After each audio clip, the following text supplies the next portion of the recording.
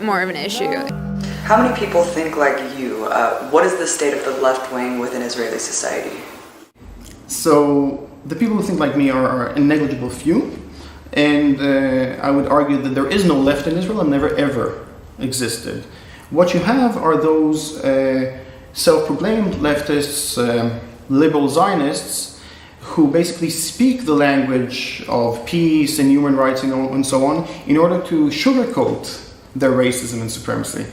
And they speak a very different language than the acting government, for example, because the acting government is clearly a right-wing government. They are shameless about their racist attitudes and so on. They say this is ours and only ours.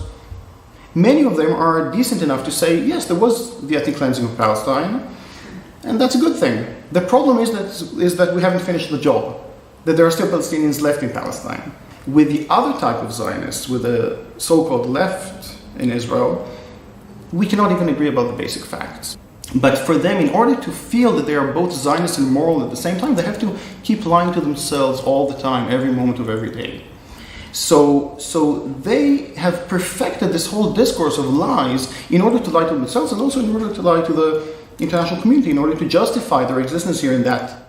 I think the occupation does have a big role and important. I don't think there should be no occupation at all, but in the occupation things needs to be more human. Do you get called a leftist a lot? Yeah, and I am a leftist. Is leftist a slur sometimes? Yes, it is. It is not a good way to be called in Israel. Israel doesn't want